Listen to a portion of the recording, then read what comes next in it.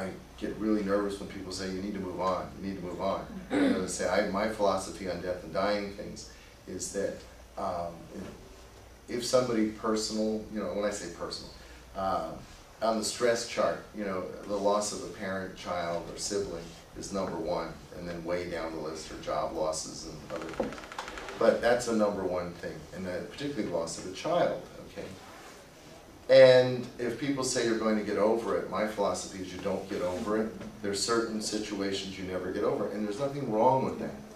A friend of mine wrote an editorial in Automobile Magazine. I'm sure you all get Automobile Magazine trains and Airliner Magazine like I do, and National Bus Trader. But, some really hot articles in there. But at the back of Automobile Magazine a few years ago, Jean Lindemann wrote this article, and she said, "Dead men in my Rolodex." And she said, it's interesting because she said, I've been well known in the auto industry for years, and she said, I knew Ferdinand Porsche, the Ferrari family, you know, all these, Shelby from the Cobras, et cetera, and some of the Fords. And so she said, whenever anybody's writing an article, you know, in one of the buildings, you know, they had a number of magazines, but she worked for Automobile Magazine, but they'd run over and say, you know, now it would be your BlackBerry, but, you know, can I look in your Rolodex and get the number of so-and-so? And she said, inevitably, somebody would say, why do you still have so-and-so in there? They're dead. Why do you have so-and-so in there? They're dead, you know.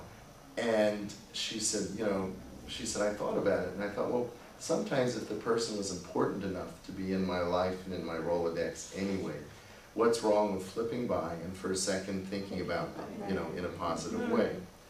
And that's what part of my philosophy, and my philosophy about, you know, you dealt with death and dying and whatever, is that when you're, you know, people talk about the fact that, you know, time heals all wounds and eventually, you know, it will not be a problem. If it's somebody very close, very personal, whatever, my philosophy is time changes the quantity of time you feel sad, but the intensity, the quality of it is still there. If you've lost a child, a parent, whatever, you'll know what I mean, is that, you know, when somebody first dies, you're numb. I feel like, you know, when my partner died, it was like, there was like at least 90 days of I was either numb or sad, no other feelings. I remember crossing the street in front of the French Marketplace in Santa Monica Boulevard when it hit me that, ooh, I have other feelings now, you know, and it wasn't so good because now I was sad, miserable, angry, and everything else. I think you have those feelings, you get sad, you do whatever, but I think down the road a piece, the amount of time, instead of, you know, when somebody first dies, you're like thinking of them 24/7. You know, you see one that reminds you of it, and for 30 seconds, the loss is just as strong as it was when it happened. And there's nothing wrong with that. You know, I think that that's life. If that person was that important in your life, you shouldn't just leave them. And because, you know, my philosophy is when the person dies, you know how at first you run to wherever they were before. It's like, I'm going to spend time with this person, I want to be at home. And then I found, a friend of mine went through the same thing. I found like somewhere around 90 days later, I went home, I was like, you're not here anymore, you know.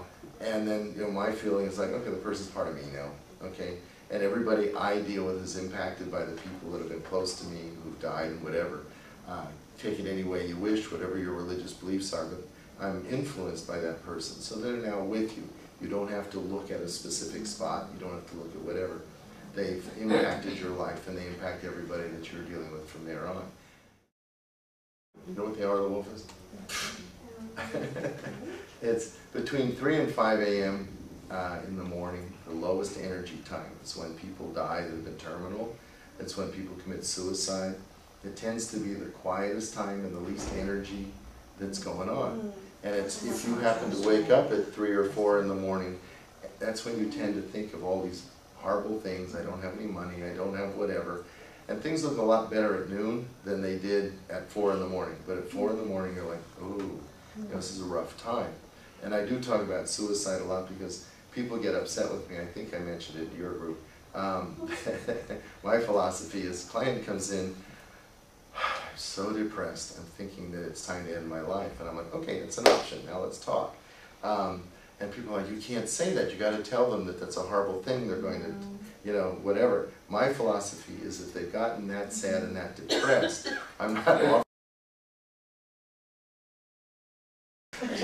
No. But my philosophy is if you feel that sad, things must really be bad. And they don't need me to sit there and say, you're going to rot in hell if you do that. Or that's very selfish, you're going to ruin it for the rest of your family. Why are you doing this to us? They've got to feel pretty miserable already. They need me to sit there and say, wow, this really sucks. Let's talk.